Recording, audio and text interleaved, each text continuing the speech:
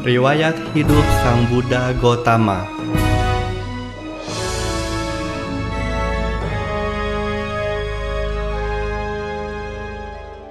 Melepaskan kehidupan demi untuk mengumpulkan paramita. Ketika Sang Buddha masih menjadi bodhisatwa, beliau berkeinginan untuk meraih pencerahan sempurna dengan usahanya sendiri dan mengajar makhluk lain untuk meraih apa yang beliau raih. Kemudian beliau bertekad mengumpulkan 10 paramita dengan kehidupannya sampai tak terhitung banyaknya, sampai dengan 20 asankaya dan 100.000 mahakapa, sehingga dengan kebajikannya bodhisatwa terlahir sebagai pemimpin di alam surga Tusita dengan nama Dewa Santusita. Ketika waktunya telah tiba, para dewa dan Brahma memohon untuk terlahir di alam manusia. Beliau akhirnya memilih untuk terlahir di keluarga kesatria atau kerajaan yang merupakan keluarga tingkat atas. Sang ayah bernama Raja Sudodana dan ibunya bernama Dewi Mahamaya. Pada waktu memasuki kandungan, sang ibu bermimpi ada seekor gajah putih mempersembahkan bunga teratai. Duduk dengan posisi meditasi di dalam kandungan. Dengan kekuatan kebajikan sang bodhisatwa, ketika terlahir di dalam kandungan, terjadi gempa bumi yang sangat dahsyat dan muncul sinar terang yang sangat mengagumkan di berbagai penjuru dunia. Ketika berada di dalam kandungan, sang bodhisatwa duduk bermeditasi tanpa merasa sempit dan tidak membuat ibunya menderita, dan dapat melihat dengan jelas sang bodhisatwa sedang duduk bermeditasi di dalam kandungannya. Pada waktu mendekati kelahiran, Ratu Maya kembali ke kota Dewa Daha. Dalam perjalanan sang bodhisatwa lahir di Taman Lumbini pada tanggal 15 bulan purnama penuh, bulan ke-6 tahun 80 sebelum Buddhis era. Beliau memiliki 32 tanda manusia besar dengan kekuatan kebajikan yang telah dikumpulkan. Sang pangeran berjalan 7 langkah. Ketika melangkah, muncullah bunga teratai di bawah kaki beliau. Kemudian beliau mengucapkan, "Akulah pemimpin dalam dunia ini, akulah tertua dalam dunia ini, akulah teragung dalam dunia ini. Inilah kelahiranku yang terakhir. Tidak akan ada tumiba lahir bagi untukku." Setelah 5 hari kelahirannya, beliau diberi nama Siddhartha, yang artinya adalah segala cita-citanya tercapai, dan ada Brahmana Kondana meramalkan dengan pasti bahwa beliau akan mencapai penerangan sempurna dan menjadi sama Sambuddha. Ketika Pangeran Siddhartha berusia 7 tahun, beliau duduk di bawah pohon jambu dengan posisi bermeditasi. Matahari melainkan tetap memayungi sang pangeran yang sedang bermeditasi. Sang ayah sangat heran dan kagum, kemudian merangkapkan kedua tangan menghormat sang pangeran. Sang pangeran sangat cerdas, sangat pandai, dan ingatannya sangat tajam. Tidak ada seorang pun yang dapat menyamainya. Pada umur 7 tahun, beliau berhasil mempelajari 18 mata pelajaran dalam waktu singkat, yaitu 7 hari. Waktu umur 15 tahun, sang ayah membangun 3 istana yang sangat indah untuk 3 musim. Pangeran Siddhartha hidup bahagia bagaikan di alam surga dan menikah dengan putri Yasodhara, seorang putri dari kerajaan Dewa Daha, seorang putri yang memiliki panca kalyani. Pada suatu hari, Pangeran Siddhartha melakukan kunjungan keluar istana. Beliau melihat orang tua, orang sakit, dan orang meninggal. kemudian merasa bersedih hati dengan ketidakkekalan dalam kehidupan. Tetapi ketika melihat seorang petapa, beliau sangat kagum dan berkeyakinan bahwa menjadi seorang petapa akan dapat membuatnya terbebas dari ketuaan, kesakitan, dan kematian. Kemudian beliau berkeinginan untuk menjadi seorang petapa. Ketika sang pangeran berusia 29 tahun, beliau memiliki seorang anak bernama Rahula, yang artinya belenggu. Meskipun sangat mencintai dan mengkhawatirkan sang putra, tetapi karena beliau berkeinginan untuk menolong umat manusia agar terbebas dari penderitaan, maka beliau meninggalkan istana dengan menunggang seekor kuda yang bernama Kantaka dan didampingi oleh pengikutnya Chana. Ketika Pangeran Siddhartha sampai di tepi sungai Anoma, beliau memotong rambutnya hingga yang tersisa hanya 2 jari saja. Setelah memotong rambutnya, beliau beraditana. Setelah selesai mengucapkan tekadnya, kemudian rambut beliau terbang ke angkasa. Dewa Indra menerimanya dan menyimpannya di Cetia Culamani di surga Tavatimsa. Setelah Pangeran Siddhartha menerima pata dan jumbah dari Brahma Gatikara, beliau hidup sebagai seorang pabajita untuk mencari jalan agar terbebas dari penderitaan.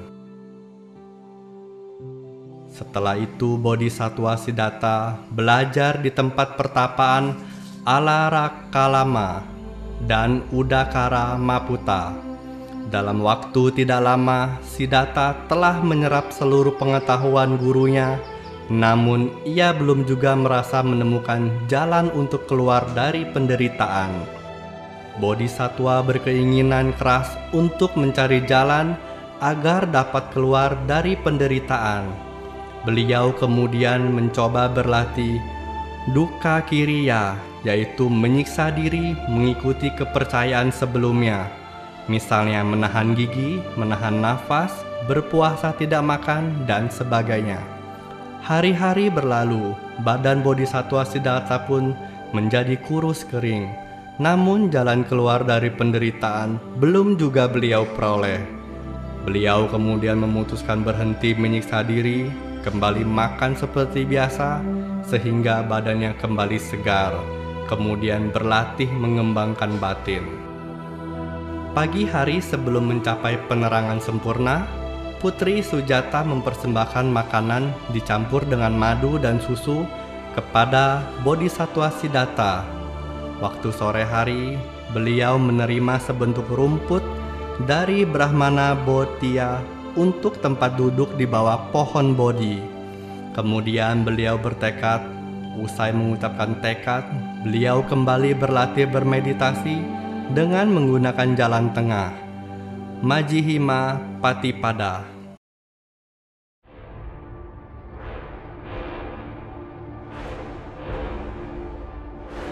Mara dalam alam surga menunggangi gajah Giri Mekala yang tingginya 150 yojana, mengubah tangannya menjadi ribuan, dan semuanya memegang berbagai macam senjata. Seluruh pasukan Mara memiliki wujud yang sangat menakutkan, dan mereka menyerang sang Bodhisattva dari 4 penjuru. Tetapi beliau tidak takut. Beliau mengingat kebajikan yang telah beliau kembangkan hingga 20 asankaya dan 100.000 mahakapa, menyebabkan semua Mara menghilang tanpa sisa.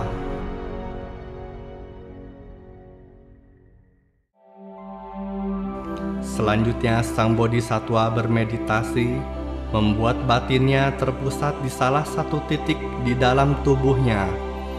Beliau telah menemukan jalan tengah. Batinnya tenang dan tahap demi tahap sampai waktu menjelang bulan Purnamasidi tanggal 15 bulan ke-6. Bodhisattva Siddhartha mencapai penerangan sempurna sebagai Samma Sambuddha di bawah pohon Bodhi dengan kekuatannya sendiri. Sang Buddha adalah orang pertama yang menemukan pengetahuan tertinggi, pengetahuan yang menyebabkan makhluk-makhluk dapat terbebas dari penderitaan. Beliau telah meraih pencerahan sempurna sebagai Sama Sambuddha dan tidak ada yang mampu menandingi kesempurnaan beliau. Sang Buddha adalah guru agung bagi semua makhluk karena beliau memiliki cinta kasih dan kasih sayang untuk mengajarkan makhluk-makhluk agar dapat terbebas dari penderitaan serta mencapai nibbana yang merupakan kebahagiaan tertinggi. Pada bulan Purnama Sidhi tanggal 15 bulan ke-8, Sang Buddha membabarkan Dhamma yang pertama, yaitu Dhammacakkappavattana Sutta. Brahmana Kondana berhasil memperoleh mata Dhamma dan menjadi orang pertama yang mendapat membuktikan bahwa siapapun yang mengikuti ajaran Sang Buddha akan dapat meraih penerangan sempurna. Brahmana Kondana adalah orang pertama yang ditahbis dalam Buddhasana. Hari itu adalah merupakan hari munculnya Tiratana, yaitu Buddha, Dhamma, dan Sangha. Hari itu juga disebut hari Asalha Puja. Ketika Sang Buddha memiliki cukup banyak murid, beliau memerintahkan mereka untuk membabarkan Dhamma. Dhamma yang diajarkan Sang Buddha membuat manusia, para dewa, dan Brahma dapat mencapai kesucian. Hal ini sesuai dengan tekadnya sebelum menjadi Buddha, yaitu membawa semua makhluk keluar dari penderitaan. Selanjutnya Sang Buddha pergi ke kota Raja Gaha, membabarkan Dhamma kepada Raja Bimbisara dan para penduduknya, sehingga ratusan ribu orang di sana dapat mengerti Dhamma. Raja Bimbisara mencapai tingkat kesucian Sotapanna dan menyatakan diri sebagai Buddha Dhammaka. Sang raja kemudian mempersembahkan hutan Weluwana untuk dijadikan sebagai wihara pertama dalam agama Buddha.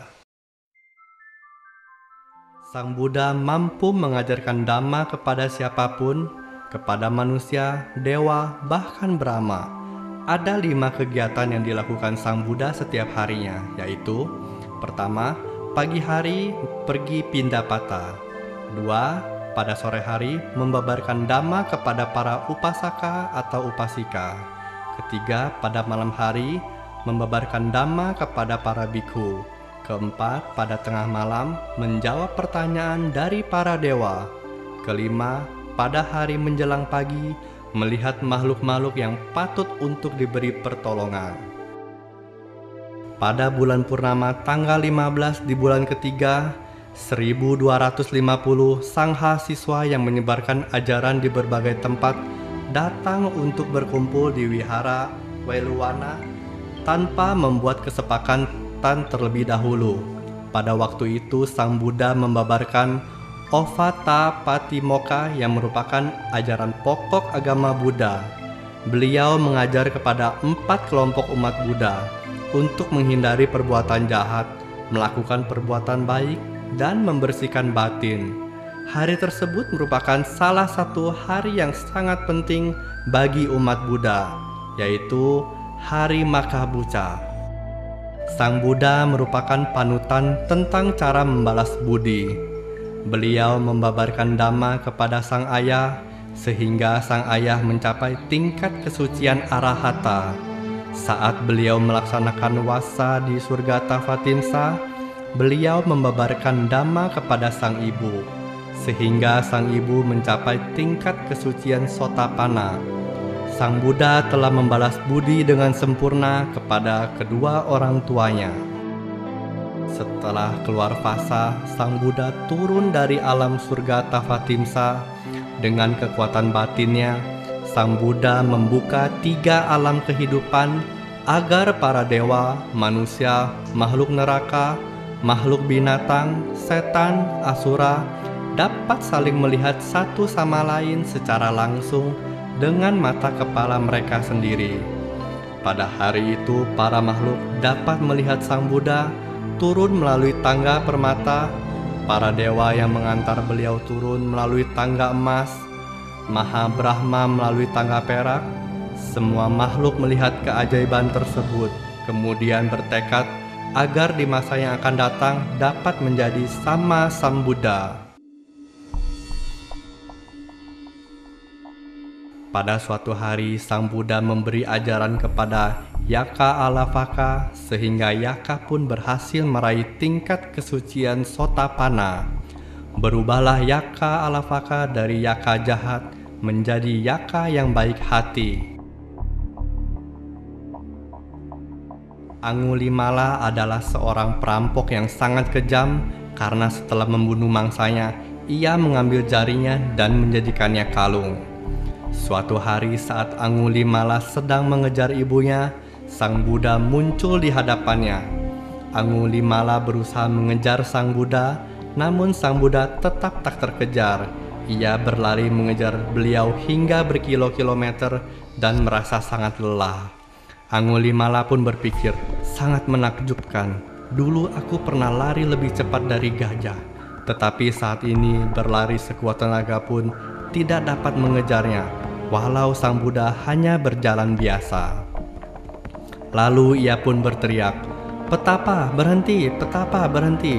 Sang Buddha kemudian menjawab, "Aku sudah berhenti, tetapi Anda belum berhenti." Kemudian beliau mengajarkan Dhamma sehingga Angulimala membuang pedangnya. Setelah itu Angulimala memohon diri untuk ditahbis menjadi bhikkhu dan akhirnya meraih tingkat kesucian arahata. Pada suatu hari Sang Buddha pergi ke alam Brahma untuk menemui Baka Brahma yang tidak memiliki keyakinan terhadap Sang Buddha karena merasa dirinya lebih sakti. Sang Buddha membabarkan Dhamma dengan menjelaskan kehidupan lampau dari Baka Brahma. Lenyaplah pandangan salah dari Baka Brahma, muncullah pandangan benar dan penghormatan kepada Sang Tiratana. Ajaran Sang Buddha dapat membuat kita mengerti dan memahami kebenaran dari kehidupan, karena Sang Buddha memiliki kebijaksanaan yang sangat tinggi dan melebihi kebijaksanaan dari siapapun, dan yang paling penting adalah siapapun yang melaksanakan ajaran Sang Buddha maka akan menjadi orang pintar, bijaksana, dan mampu mengetahui segala sesuatu. Ajaran Sang Buddha merupakan ajaran mengenai kedamaian yang ajarannya disebarkan kepada seluruh umat manusia dengan penuh ketenangan dan tanpa kekerasan. Agama Buddha tidak pernah terlibat peperangan dengan agama lain.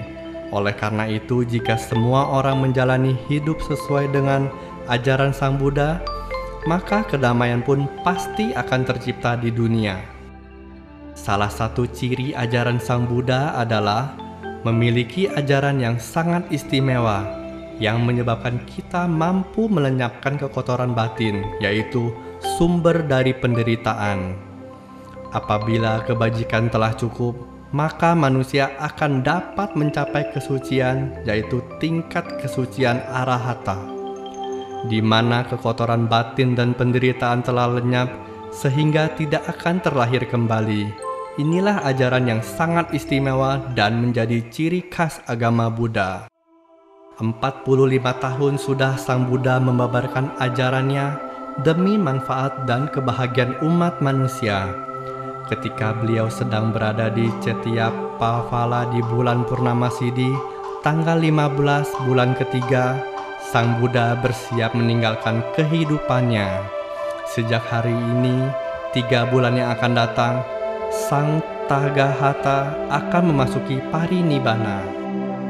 Sebelum mencapai parinibbana, dengan penuh metta Sang Buddha melaksanakan tugasnya yang terakhir dengan memberi kesempatan kepada para muridnya untuk bertanya tentang keraguan-raguan mereka atau apapun yang belum mereka mengerti.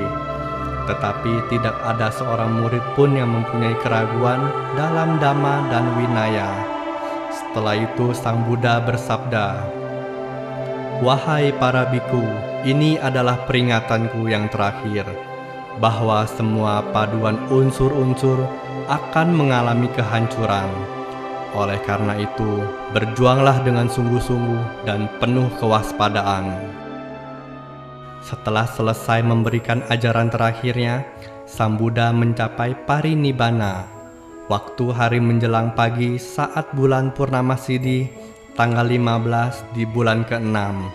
Ketika beliau berumur 80 tahun, sesuai dengan waktu yang telah beliau katakan, Sang Buddha mencapai dilakukan upacara perabuan jenazah Sang Buddha tepat pada tanggal 18 di bulan ke-6, yang disebut juga Hari Atami Puja. Sang Buddha adalah satu-satunya guru semesta. Beliau sangat dihormati oleh para umat manusia, dewa, dan Brahma. Ketika beliau telah mencapai parinibbana, para raja dan ksatria dari berbagai kota datang untuk meminta relik yang akan disimpan di Cetya untuk dipuja. Dewa Indra pun datang untuk mengambil relik dan disimpan di Cetya Culamani di surga Tavatimsa, agar para dewa dapat melakukan puja kepada Sang Buddha. Sang Buddha adalah merupakan Maha Guru bagi dunia. Beliau mengajar umat manusia sampai detik-detik terakhir mencapai parinibbana, membawa banyak umat manusia terlahir di alam surga dan mencapai nibbana. Sang Buddha merupakan seseorang yang sangat luar biasa, bahwa kelahiran, mencapai penerangan sempurna, dan parinibbana tepat di hari yang sama, yaitu di bulan Purnama Sidhi, tanggal 15 bulan ke-6 atau Hari Waisak. Dengan sebab inilah PBB kemudian menetapkan bahwa Hari Waisak sebagai hari penting bagi dunia internasional.